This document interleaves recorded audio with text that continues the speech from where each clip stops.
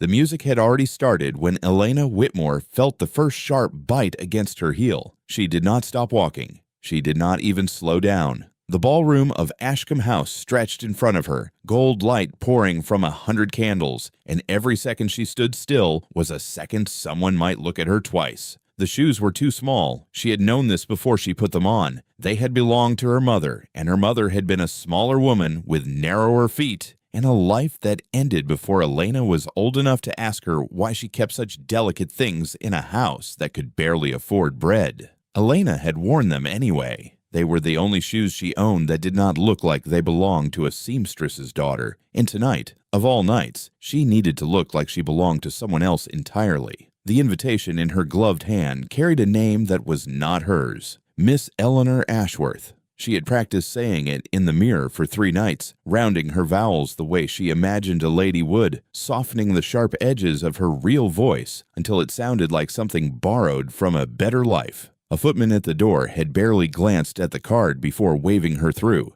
That should have felt like relief. Instead, her stomach twisted tighter because now there was no turning back, only forward into a room full of people who could end her with a single raised eyebrow. She kept her chin high and her steps even, gliding across the polished floor as though she had walked on marble her whole life instead of the packed dirt behind her father's shop. Nobody stopped her. Nobody asked her name. For a few long minutes, it seemed the entire plan might actually work. Then the dancing began, and the shoes began their quiet betrayal. Each step ground the leather deeper into skin that had not been shaped for it. She smiled through it, because a lady did not wince, and a lady certainly did not stop mid-turn to check her own feet in front of half the county. She let a young gentleman spin her once, twice, 3 times, and with every rotation the pain sharpened until it stopped feeling like pressure and started feeling like something being cut. By the 4th song, she felt the wetness first, not the pain. The pain had become background noise by then, something she had folded away and locked behind her practiced smile. It was the wetness that frightened her, a warm slickness against her heel that had no business being there. She did not look down. Looking down would mean seeing it, and seeing it would mean it was real. The gentleman released her hand at the end of the song, bowed, and moved on to find his next partner, already forgetting her the way people at parties like this forgot anyone who was not worth remembering. Elena stepped back toward the edge of the room, weaving between clusters of laughing guests, searching for a shadow to disappear into. That was when she felt it happen. A single drop, hot and quick, escaping the shoe and landing on the white marble behind her. She kept walking. She did not turn around. If she turned around, she would have to face what she already knew. Blood, small, dark, and unmistakable against a floor so pale it looked like it had been carved from ice. She reached the wall near a tall window and pressed her back against it, breathing slowly, forcing her face into something calm. Around her, the ball continued exactly as it had before, oblivious, glittering, cruel in its indifference. Nobody had seen. She told herself that twice, then a 3rd time, until it almost felt true, but someone had. Across the room, half hidden by a column and a cluster of older gentlemen discussing horses and land, Duke Alistair Renfield had not been watching the dancers at all. He had been watching the floor. It was a habit from another life, one he rarely spoke about and never explained. A way of keeping his eyes low so he would not have to meet the endless parade of hopeful stares aimed in his direction every time he entered a room like this one. Being unmarried, titled, and famously difficult to charm made him a kind of prize that mothers pushed their daughters toward all season long, and he had grown skilled at making himself invisible in plain sight. So he saw the mark on the marble before he saw the woman who left it. At first, he thought it was spilled wine, some careless guest with a full glass and a careless hand. But wine did not gleam quite that way under candlelight, and wine did not sit in small, deliberate drops that traced a line step by step toward the far wall. He followed the trail with his eyes only, unwilling yet to draw attention by moving. Drop, drop, drop, each one smaller than the last, as though whoever was leaving them was trying, and failing, to stop. The trail ended at a young woman standing very still near the window, her back pressed to the wall, a smile fixed carefully on her face like a mask she had forgotten to take off. Alistair had spent years learning to read rooms the way other men read letters, He noticed the way her weight had shifted subtly onto the balls of her feet, avoiding her heels. He noticed how her gloved hands gripped the edge of her skirt just slightly too tightly. He noticed that her eyes, while smiling at everyone who passed, never actually settled on anyone long enough to invite conversation. She was hiding something, and whatever it was hurting her. He should have looked away. It was not his business. And there were a dozen better ways to spend an evening than chasing after a stranger's secret. But something about the careful, practiced way she held herself reminded him of himself, of every ballroom he had ever stood in, wearing a smile that did not match what was underneath it. He set down his glass and began to walk. Elena saw him coming before she understood why he was coming at all. A tall man in dark formal dress, moving with the unhurried confidence of someone who had never once in his life worried about being noticed for the wrong reason. She recognized the murmurs that followed him even from a distance, recognized the way conversations paused as heads turned to track his path across the room. The Duke. She had heard his name whispered by every woman in the house tonight, always with the same mixture of hope and nervousness. She had assumed, safely, that a man like that would never have reason to notice a girl like her. She was wrong. He stopped in front of her, closer than strangers usually stood, and lowered his voice so that only she could hear it over the music. "You're bleeding," he said. Not a question. A simple statement, delivered as calmly as if he were commenting on the weather. Elena's smile did not waver, though everything underneath it went cold. "I beg your pardon." "Your shoes," he said, glancing briefly toward the floor and then back to her face, careful not to draw the eyes of anyone nearby. "There's a trail behind you. I don't think anyone else has noticed yet, but they will." For one terrible second, Elena considered denying it outright, insisting he was mistaken, laughing it off the way a proper lady might laugh off an absurd accusation. But something in his expression stopped her. He was not looking at her the way people looked at a scandal waiting to happen. He was looking at her the way someone looks at a puzzle they intend to solve quietly, without making a spectacle of it. "It's nothing," she said instead, which was not quite a denial and not quite a confession. "It's not nothing if it's leaving a mark on Lord Ashcombe's floor," he said, "and it's certainly not nothing if someone decides to ask why a guest is bleeding through her shoes in the middle of a ball." Panic rose in her chest, quick and sharp, but she forced her voice to stay level. "I don't believe we've been introduced." A small, almost amused twist touched the corner of his mouth.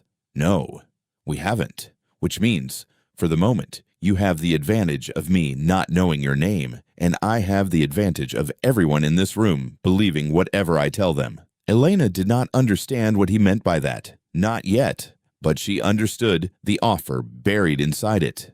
He was not threatening to expose her. He was offering, in his own strange and guarded way, to help her disappear before anyone else noticed what he had already seen. She should have refused. Trusting a stranger, especially one with a title in a room full of people who worshipped his every glance, seemed like the fastest way to lose whatever fragile control she still had over the night. But the wetness in her shoe was spreading, and the pain was climbing past what she could hide behind a smile much longer, and she was running out of options faster than she was running out of pride.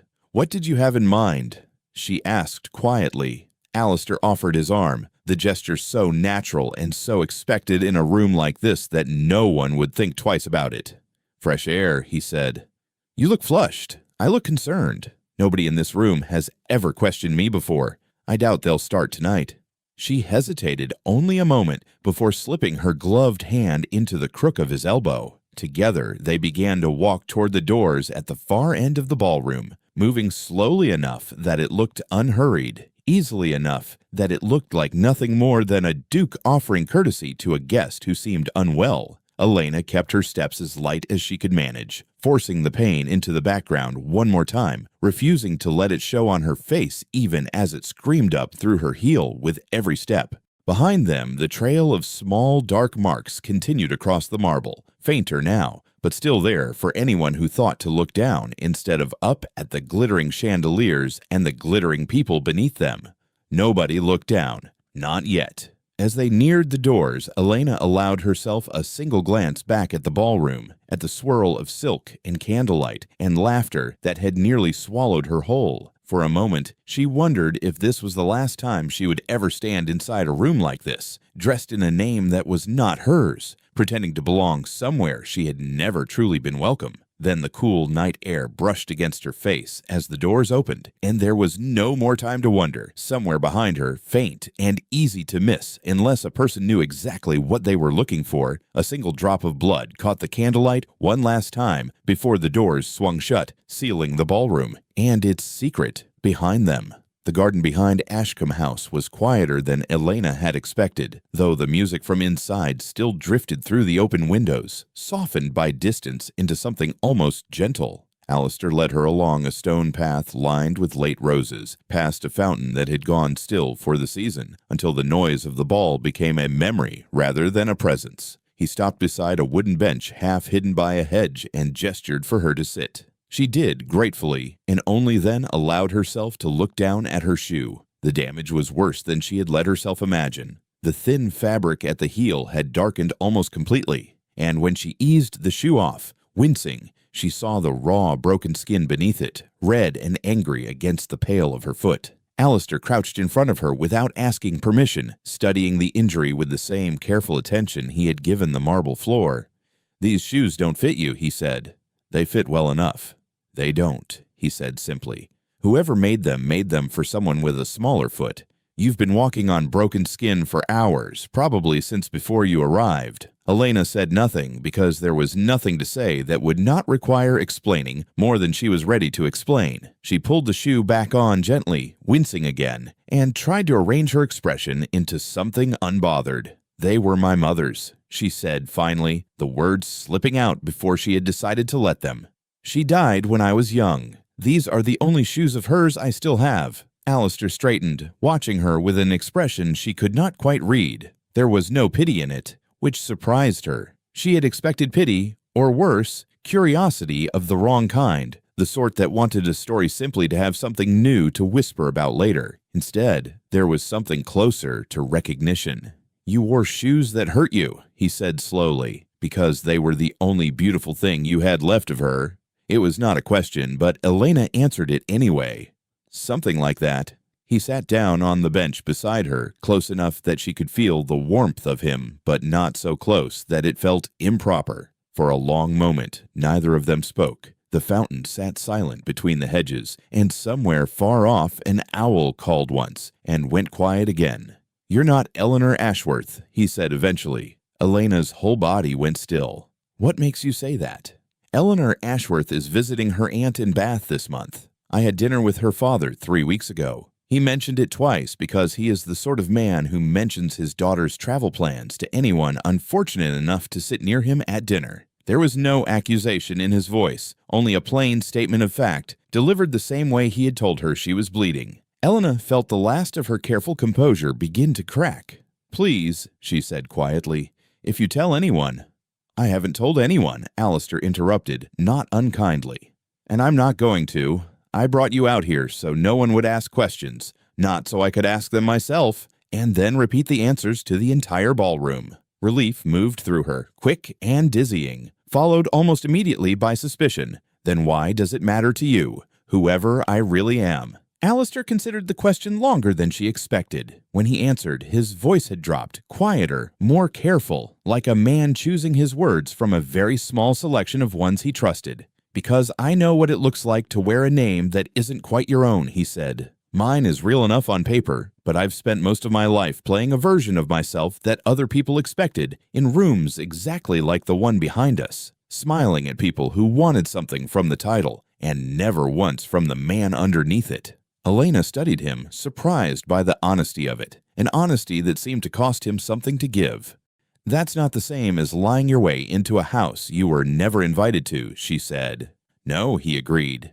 "It's not, but it's close enough that I recognized the shape of it in you the moment I saw that trail on the floor. A person doesn't bleed through her shoes and keep dancing unless the alternative is somehow worse." Elena looked away toward the dark shape of the house behind them. its windows glowing gold, with a party that no longer felt like it belonged to the same world as this quiet garden. "My father is a tailor," she said, the words coming easier now that the first truth had already been spoken. "My mother sewed dresses for women who never once looked her in the eye while she fitted them. I grew up watching from the corner of rooms like this one, holding pins and thread, never invited to stay for the dancing. And tonight, you decided to stay." "A friend of mine works in this house," Elena said. "She helped me borrow an invitation that wasn't meant for me. I told myself it was only for one night, that I only wanted to see, just once, what it felt like to be someone the room actually noticed." "It seems to have worked," Alistair said, and there was the faintest trace of dry humor in it now, gentle rather than mocking. "I noticed." A small surprised laugh escaped her before she could stop it, and for a moment the tension in her shoulders eased. It was the first real laugh she had allowed herself all evening, and it felt strange, almost dangerous, sitting beside a man whose good opinion could either save her or ruin her completely, depending on what he chose to do with what he now knew. Their quiet did not last. Inside the house, the music shifted, and a moment later, hurried footsteps sounded on the garden path behind them. Elena turned first, and her stomach dropped as she recognized the woman approaching, moving quickly despite her heeled shoes, her face set in an expression of sharp, satisfied triumph. Charlotte Vane, a guest Elena recognized from her father's shop, a woman who had once come in for a fitting and complained loudly within Elena's hearing that seamstress's daughters had no business dreaming above their station. "There you are," Charlotte said, her eyes flicking briefly to Alistair before settling on Elena with unmistakable delight. "I thought I recognized you inside, but I could hardly believe it. Elena Whitmore, in Eleanor Ashworth's gown, wearing Eleanor Ashworth's name, at Eleanor Ashworth's invitation." The words landed like a blow. Elena felt herself go pale, the careful mask she had worn all evening finally, completely shattering. "Charlotte," she managed, "please." "Oh, I'm not here to make a scene," Charlotte said, though the glint in her eyes suggested otherwise. "I simply thought His Grace ought to know precisely who he's been keeping company with tonight. It seemed only right." Alistair rose slowly from the bench, and something in his posture shifted, the easy warmth of a moment ago replaced by a stillness that carried its own kind of weight. "And what exactly do you imagine I should do with that information?" Charlotte faltered, clearly having expected a different reaction. "Well, surely you understand, Your Grace, that this young woman has deceived an entire household. She's stolen an invitation. She's worn another woman's identity into a home where she was never welcome. She's worn shoes that cut her feet open rather than admit she didn't belong," Alistair said quietly. "I'm not certain that's the crime you seem to think it is." Charlotte's mouth opened, then closed again, clearly unprepared for the Duke to take the side of a seamstress's daughter over a guest of proper standing. "You cannot possibly mean to protect her."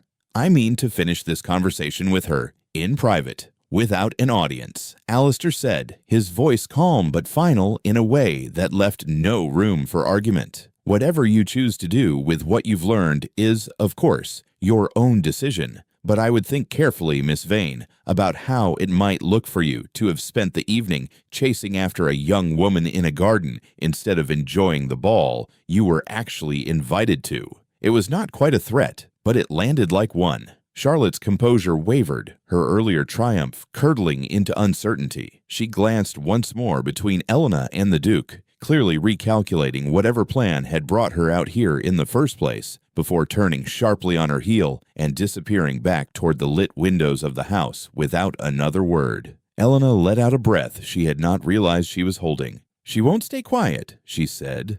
"Not really, not for long." "No," Alistair admitted. "Probably not." "Then what happens now?" He looked at her for a long moment, something unreadable moving behind his eyes before he answered. "Now we go back inside, before she has the chance to tell her version of the story to anyone who will listen, and before yours becomes something other people get to decide the meaning of." Elena's heart pounded, half in fear, half in something she did not yet have a name for. "Go back inside," she repeated, looking like this, knowing what she knows. "Yes," Alistair said simply, because the version of tonight where you disappear quietly through a side door, ashamed and hiding, is the version where she wins. And I find I have very little patience left for people like Charlotte Vane deciding who gets to belong in a room and who doesn't. He offered his arm again, the same gesture as before, though it felt entirely different this time, heavier with everything that had passed between them in the last quarter hour. Elena looked down at her ruined shoe, at the blood already drying dark against the fabric, and then back up at the man waiting beside her, a duke who had somehow chosen, without any obligation to do so, to stand between her and a room full of people who would happily watch her fall. "All right," she said, and took his arm. Behind them, the fountain remained silent, and the roses swayed gently in a wind that carried the sound of music, laughter, and the first faint whispers of a scandal that had not yet fully begun. The ballroom felt different the second time Elena stepped through its doors, though nothing about it had actually changed. The same candles burned in the same brass fixtures. The same musicians played the same bright, careless waltz. The same crowd moved in the same practiced circles, laughing at the same jokes they had been laughing at an hour before. What had changed was Elena herself, and the knowledge sitting cold in her chest that somewhere in this glittering room, a woman named Charlotte Vane was already deciding how best to use what she knew. Alistair kept her arm tucked firmly against his side as they crossed the floor, moving with the same unhurried confidence he had shown all evening, as though nothing at all was wrong. Elena tried to match his calm, though every nerve in her body felt drawn tight as thread pulled too far through a needle.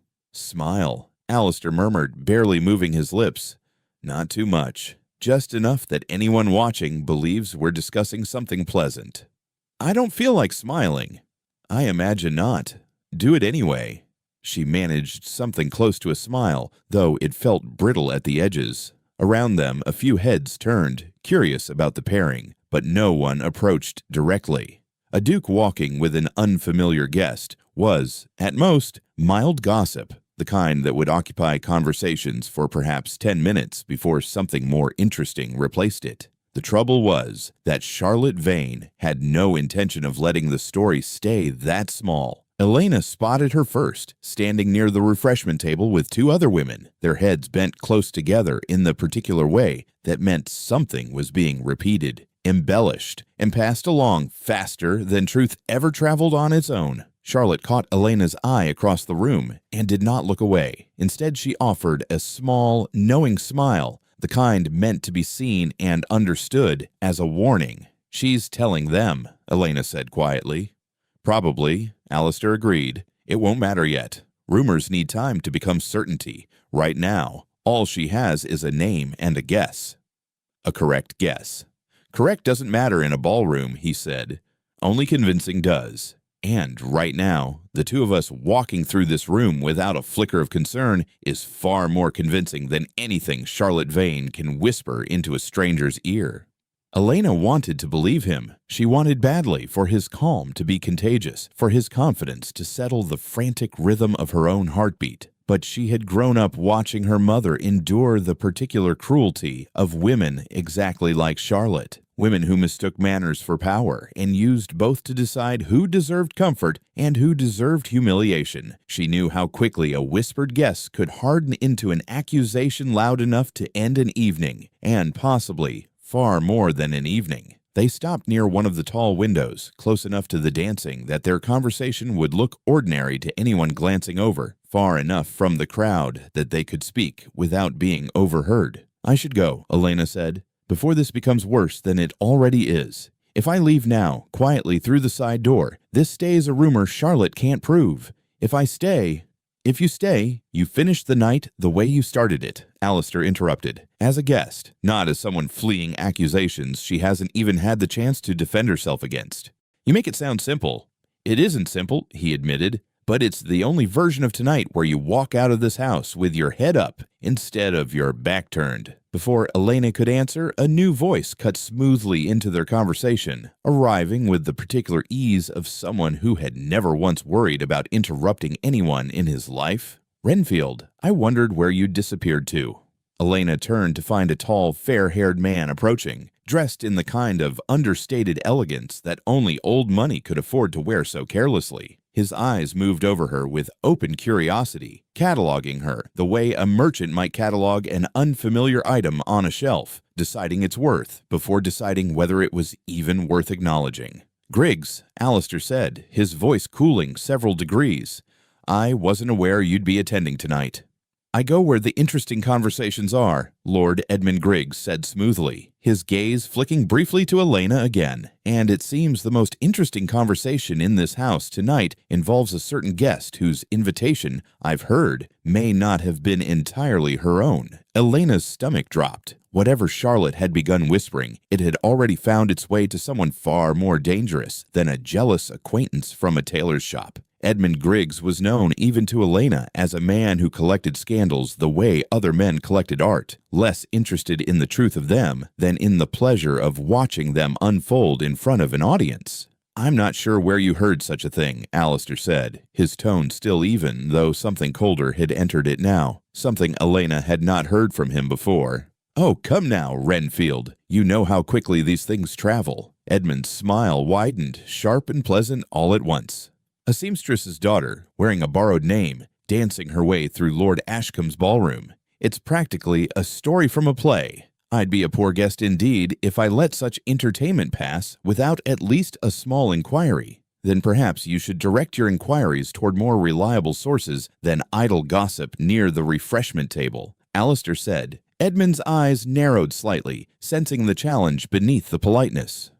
"You seem unusually invested in defending a stranger, Renfield. Unless, of course, she isn't quite a stranger to you at all." The words hung in the air, deliberately suggestive, clearly designed to draw a reaction from either Alistair or Elena, whichever might crack first. Elena felt heat rise in her face, though whether from anger or fear, she could not quite say. She forced herself to meet Edmund's gaze directly, refusing to give him the satisfaction of watching her look away. "I introduced myself to His Grace only this evening," Elena said, keeping her voice as steady as she could manage. "As for whatever story is circulating near the refreshments, I imagine it will change 3 more times before midnight, the way every story in a room like this one usually does." A flicker of surprise crossed Edmund's face, clearly unaccustomed to being addressed so directly by someone he had expected to remain silent and uncomfortable in his presence. Alistair beside her said nothing, but Elena thought she caught the faintest trace of approval in the set of his jaw. "Bold," Edmund said, recovering his smile. "I like that. It's rare to find a guest willing to speak so plainly to a peer of the realm. Perhaps that's because most of your peers don't corner strangers to accuse them of things they haven't proven," Elena said. A short, surprised laugh escaped Edmund, though it did not quite reach his eyes. "Careful, miss. Forgive me, I don't believe I caught your name." "You didn't," Elena said simply, and did not offer it. For a moment, the 3 of them stood in a strange, charged silence, the music continuing around them as though nothing at all was happening, as though a small war was not being fought in whispers just beyond the edge of the dance floor. Finally, Edmund inclined his head, the gesture somehow both a concession and a promise. "Well," he said, "I do enjoy a good mystery. I imagine we'll speak again before the evening's through." He glanced once more at Alistair, something calculating in his expression. "Do be careful, Renfield. Reputations are such fragile things, even yours." He turned and walked away, disappearing back into the crowd with the same unhurried ease with which he had arrived, leaving behind a silence that felt heavier than before. "That was not good," Elena said quietly once he was out of earshot. "No," Alistair agreed. "It wasn't. He knows, or he suspects enough to make trouble. Edmund Griggs has spent his entire life turning suspicion into entertainment," Alistair said. "He doesn't need proof. He only needs an audience willing to enjoy the story, true or not." Elena felt the walls of the ballroom pressing closer, the golden light that had once seemed beautiful, now feeling more like the glare of a room with no shadows left to hide in. "Then what do we do?" Alistair was quiet for a long moment, his eyes moving over the crowd, calculating something Elena could not quite follow. When he finally spoke, his voice had taken on a new, deliberate steadiness, the voice of a man who had already begun forming a plan. "We don't let him choose when this story gets told," he said, "or how. If Edmund Griggs wants an audience, then we give him one on our terms, not his." "What does that mean?" "It means," Alistair said slowly, "that if the truth is going to come out tonight, regardless of what either of us does, then it will come out the way I choose to tell it, not the way Charlotte Vane whispers it, and certainly not the way Edmund Griggs turns it into a performance for his own amusement." Elena stared at him, uncertain whether to feel relief or fresh alarm. "You mean to tell them yourself, in front of everyone?" "I mean to control what they're allowed to believe," he said. "There's a difference." Before she could ask him to explain further, the orchestra shifted into a new song, slower, more formal, the kind reserved for the middle of the evening when the crowd expected something with weight to it. Around them, couples began arranging themselves for the dance, and Elena realized, with a fresh jolt of nerves, exactly what Alistair intended. "You cannot be serious," she said. "I am entirely serious. Alistair, I can barely stand on this foot, let alone dance in front of the very people who are already whispering about me." "Then we won't dance long," he said, and there was something almost gentle beneath the determination in his voice now. "But if Edmund Griggs wants a story to tell, let him watch the Duke of Renfield dance with a guest he has personally chosen to honor. Let that be the image people remember, instead of whatever version Charlotte Vane is currently inventing near the punch bowl." Elena's heart hammered, torn between the pain in her foot, the fear coiling tight in her chest, and something else entirely, something that felt dangerously close to trust. She thought of her mother's shoes, ruined now beyond repair, and of every room she had ever stood in the corner of, watching other women dance while she held pins and thread, and swallowed her own wanting. "All right," she said finally, the words steadier than she felt. "One dance." Alistair extended his hand, and this time, when she took it, there was no hesitation left in either of them. He led her toward the edge of the dance floor, and as the first notes of the slow, formal waltz began to swell through the room, Elena felt every eye that had been watching them all evening finally fully turn in their direction. Somewhere near the refreshment table, Charlotte Vane's mouth fell open in silent fury. Somewhere closer to the far wall, Edmund Griggs watched with the sharp, delighted interest of a man who had just realized the entertainment of the evening was about to become far more interesting than he had originally planned. And in the center of it all, Elena Whitmore, seamstress's daughter, wearing a dead woman's shoes and a name that was not her own, placed her hand in the hand of a duke and began for the first time all night to dance without fear of who might be watching. It did not last. Halfway through the second turn, as the music swelled and the candlelight caught the edge of her borrowed gown, a voice rose above the orchestra, sharp and deliberate, cutting through the room like a blade through silk. "Forgive the interruption," Charlotte Vane called out, loud enough for every guest near the dance floor to hear clearly, "but I believe there's something everyone here deserves to know about His Grace's charming new partner." The music faltered, conversations stopped mid-sentence, and every head in the room turned at last toward Elena. For a moment, no one moved. The orchestra had stopped entirely now, the last note hanging unfinished in the air, and the silence that followed felt heavier than any sound could have been. Every guest near the dance floor had turned to look at Elena, and behind them, the rest of the room began to notice, heads turning in a slow ripple that spread outward until it seemed the entire ballroom had gone still at once. Charlotte Vane stood near the edge of the crowd, her chin lifted in triumph, clearly savoring the moment she had been waiting for since the garden. "This young woman," she announced, her voice carrying easily now that the music had stopped, "is not Eleanor Ashworth. Her name is Elena Whitmore. Her father is a tailor. She stole an invitation meant for someone else, and she has spent the entire evening deceiving every person in this room, including, it seems, His Grace himself." A wave of murmurs swept through the crowd, quick and hungry, the sound of a story catching fire. Elena felt her face burn, felt the old familiar instinct to shrink, to disappear, to become as small and unnoticeable as she had been taught to be her entire life. Her hand, still resting in Alistair's, trembled slightly, and she began, almost involuntarily, to pull it back. He did not let her. His grip tightened, not painfully, but firmly, an anchor rather than a restraint. And when he spoke, His voice carried across the silent ballroom with an ease that made it clear he had no intention of being interrupted again. "You're half right, Miss Vane," he said. The murmurs quieted instantly, everyone straining to hear what the Duke of Renfield had to say about the scandal unfolding in front of them. "Her name is indeed Elena Whitmore," Alistair continued, his voice calm, unhurried, carrying the same steady authority he might use to discuss the weather or the state of the roads. "And yes, her father is a tailor. I imagine, in fact, that a great many of the fine gowns in this room tonight came from hands very much like his." A ripple of uncertain glances passed through the crowd, several women unconsciously smoothing the fabric of their own dresses. "What Miss Vane failed to mention," Alistair went on, "is that Miss Whitmore did not deceive me. I have known precisely who she is since before we left this ballroom the first time. I was, in fact, the one who invited her to walk with me into the garden, and I am the one who invited her back onto this dance floor." Elena's breath caught. She had not expected this, had not imagined he intended to claim the deception as his own choice, rather than something done to him. Around them, the whispers shifted, confusion replacing certainty. Several guests exchanging bewildered glances as the story they had been so ready to believe began to crack apart. "That's not possible," Charlotte said, though her earlier confidence had begun to falter.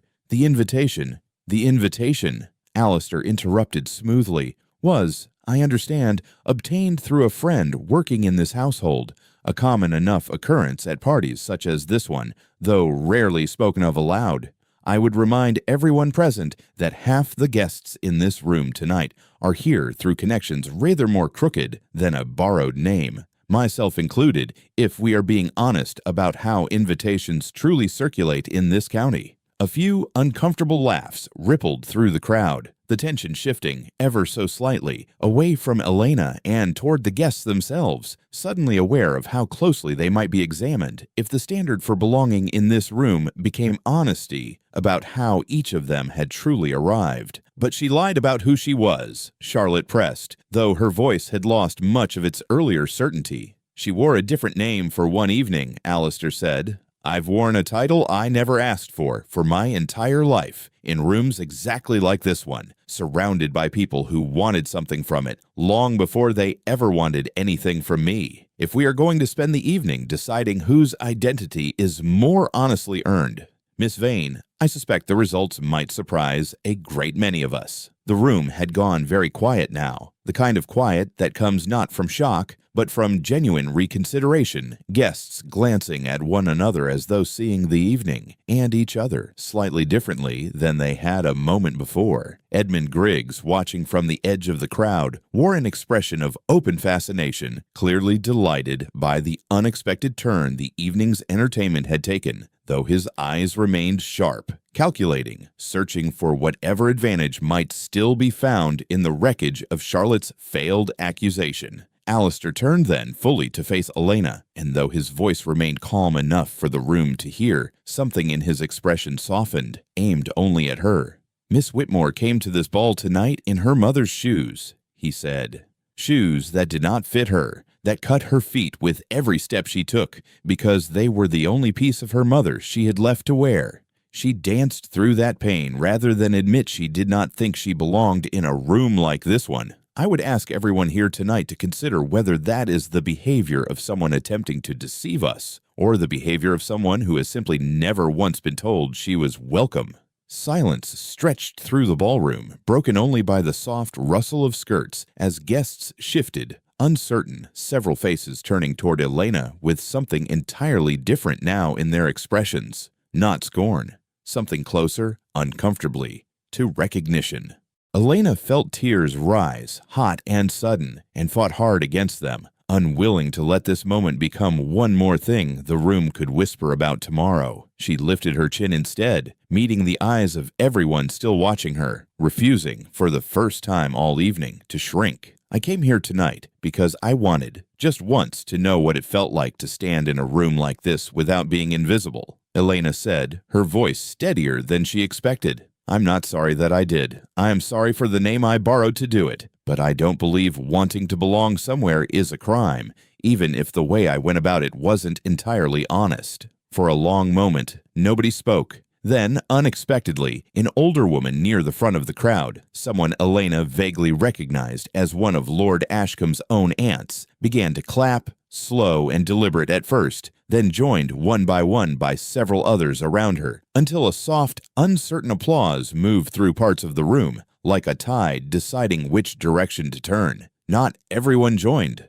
Charlotte Vane stood rigid and furious near the edge of the crowd. Her plan collapsed entirely, her face flushed with an anger she could no longer disguise as concern for propriety. Several other guests remained silent as well, clearly unconvinced, their expressions carefully neutral in the way of people who preferred to wait and see which version of the story would ultimately win before committing themselves to either side. But the room, as a whole, had shifted. The scandal Charlotte had hoped to deliver like a gift to the entire county had instead become something far less certain, something the guests would spend the rest of the season arguing about, rather than simply condemning outright. Alistair turned back to Elena, offering his hand once more, and this time, when she took it, there was no hesitation at all.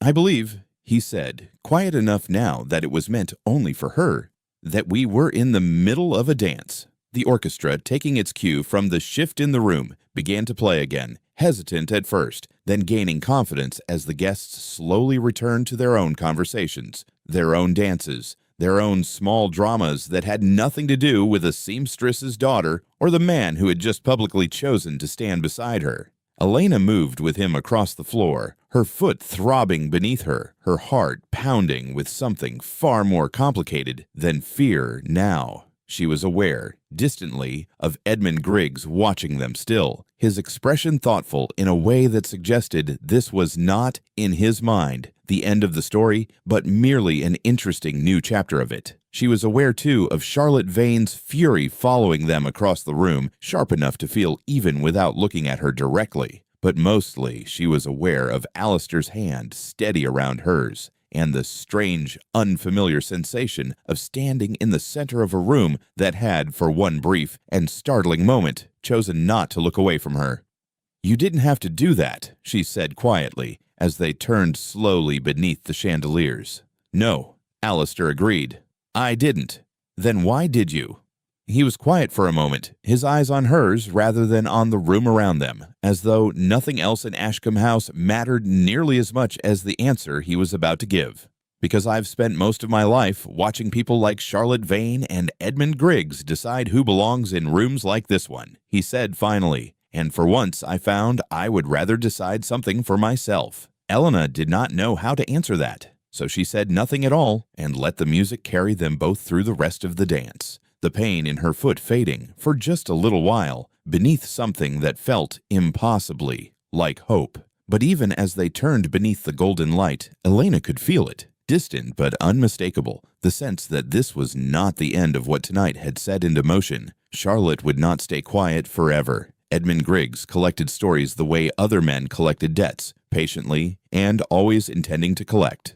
And somewhere beyond the walls of this glittering room, a scandal was already beginning to take shape, one that would follow both of them long after the candles burned down and the music finally stopped. Tonight, the Duke had stopped the entire ballroom with nothing more than the truth, spoken plainly, in a room built on things left carefully unsaid. Tomorrow, Elena understood, would ask a far higher price for it. The morning after the ball arrived gray and quiet over the narrow street where Elena's father kept his shop, the kind of soft, ordinary light that made the events of the night before feel almost like something she had imagined. She sat at the small table near the front window, her injured foot wrapped in clean linen, watching the early carts roll past on their way to market, and tried to convince herself that nothing. By mid-morning, word had already begun to travel. A neighbor stopped in under the excuse of ordering a new coat, though her real purpose was clearly to ask, with poorly disguised curiosity, whether it was true that the Duke of Renfield himself had danced with a tailor's daughter at Lord Ashcombe's ball. By noon, 3 more visitors had found similar excuses to appear at the shop door, each one leaving with a slightly different version of the story than the one they had arrived with. Elena's father, a quiet man who had spent his whole life keeping his head down and his hands busy, watched the parade of curious neighbors with a mixture of confusion and concern. He asked her only once privately whether she was in some kind of trouble. "I don't know yet," Elena admitted, which was the most honest answer she had. She did not have to wait long to find out.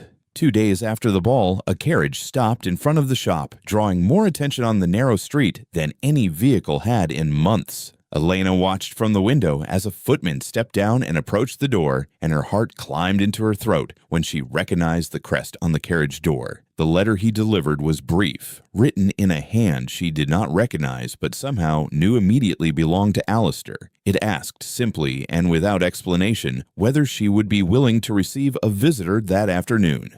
She almost said no.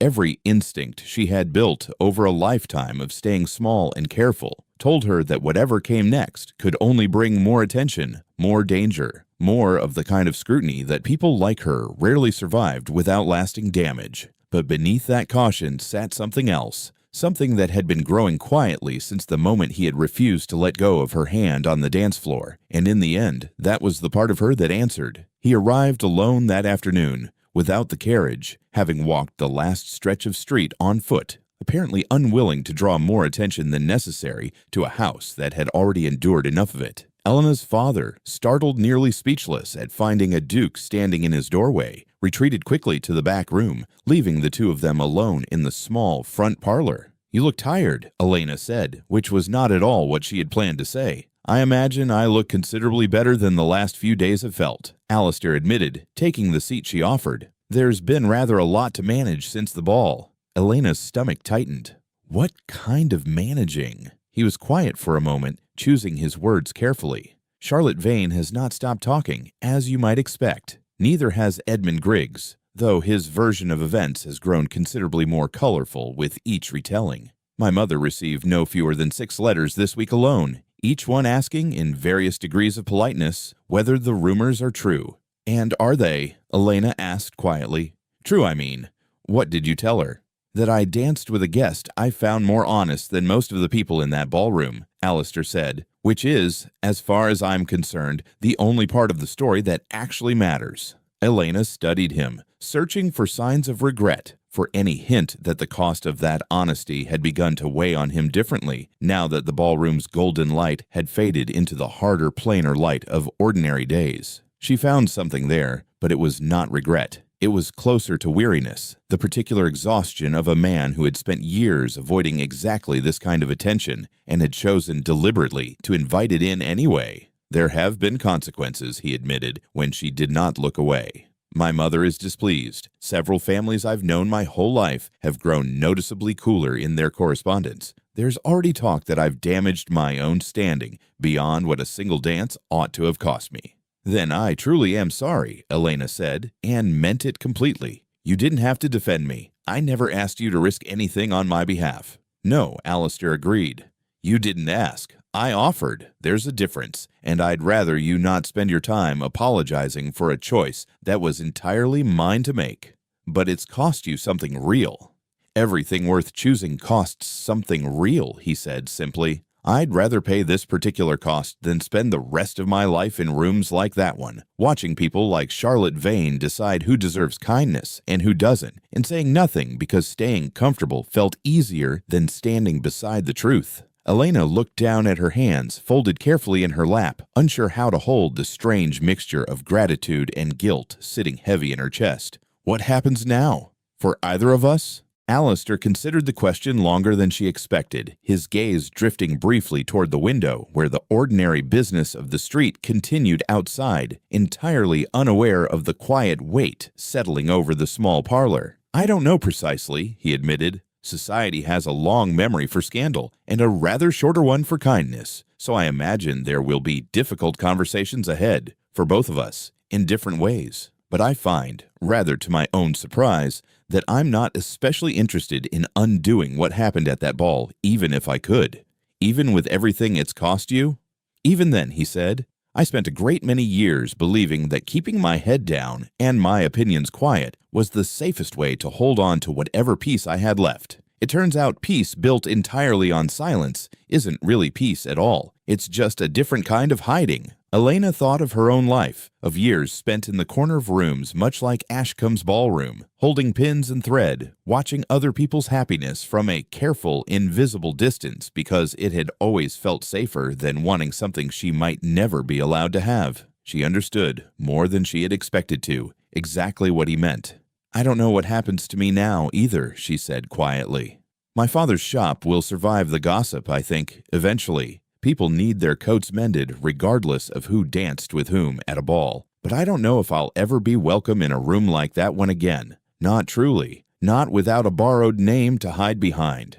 "Then perhaps," Alistair said slowly, "it's time someone offered you a real invitation instead of leaving you to borrow one." Elena looked up at him, uncertain she had heard him correctly.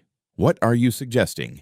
"Nothing improper," he said, a faint, careful smile touching the corner of his mouth. "Only that my mother, despite her current displeasure with me, has always valued honesty over pedigree more than she likes to admit in public. I suspect that if I were to introduce you properly, as myself, without pretense on either side, she might find you considerably more interesting than the rumors currently circulating about you." "You want to introduce me to your mother?" "I want to stop pretending that the only reason our paths crossed was a mistake with a pair of shoes," Alistair said.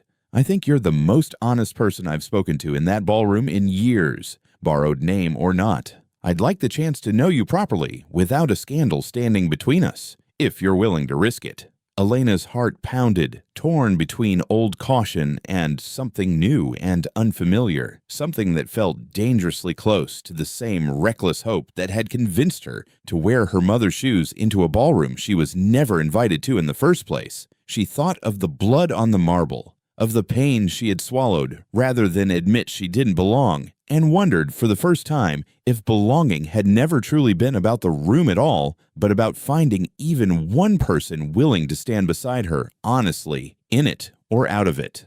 "I don't know what I'm risking by saying yes," she said finally, "but I think I'd rather risk it than spend the rest of my life wondering." Alistair's smile deepened, quiet and genuine, entirely unlike the careful, practiced expressions he had worn all evening at the ball. "Then perhaps that's a fair place to begin." They spoke for a while longer, quieter conversation now, easier, the careful formality of the ballroom slowly giving way to something more honest between them, though neither of them pretended the difficulties ahead had disappeared simply because the afternoon light had turned soft and gold through the parlor window. Charlotte Vane would continue speaking in her own way for weeks to come. Edmund Griggs would find new corners of the story to embellish for his own amusement. The Duchess would need convincing, and society would need considerably more time than one afternoon to decide what to make of a duke who had chosen honesty over comfort in front of an entire ballroom. But when Alistair finally rose to leave, promising to send word once arrangements could be properly made, Elena walked him to the door herself, setting aside, for once, the old habit of staying hidden in the back of the room. At the threshold he paused, glancing down at her still bandaged foot. "How is it healing?" "Slowly," she admitted. "The shoes did more damage than I let myself admit that night." "They were never meant for dancing," he said gently, "only for remembering."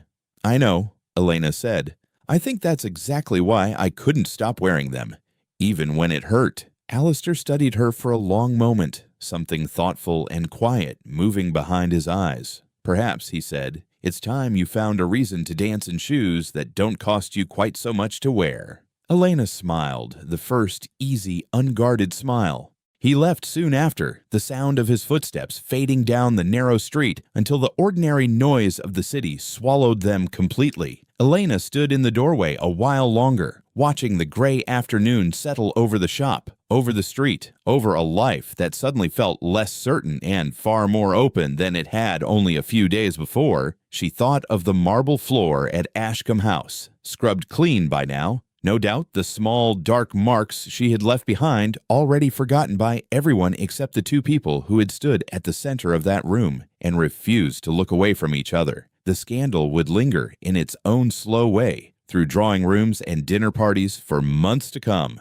Charlotte Vane's fury would not fade quickly, and Edmund Griggs would undoubtedly find new ways to remind people of that night whenever it suited him. But none of that changed what had actually happened. A room full of people who had never once considered her worth their attention had been forced, if only for one evening, to see her clearly. And a man who could have stayed silent, who could have let her disappear quietly through a side door and never thought of her again, had chosen instead to stand beside her in front of everyone and tell the truth. Elena closed the shop door gently and returned to the small table by the window where her mother's ruined shoes still sat, carefully cleaned but beyond repair, a relic of the night everything had changed. She picked them up, turning them over slowly in her hands, feeling the worn leather beneath her fingers, and for the first time since her mother's death, the weight of them felt less like grief and more like the beginning of something she had not yet finished understanding. Outside, the city moved on exactly as it always had, indifferent to the quiet, uncertain hope now settling into a small tailor's shop on a narrow street. But Elena, sitting alone in the soft gray light of an ordinary afternoon, understood that nothing about her life would return entirely to what it had been before. The blood on the marble had long since been washed away. What remained, instead, was something far harder to erase.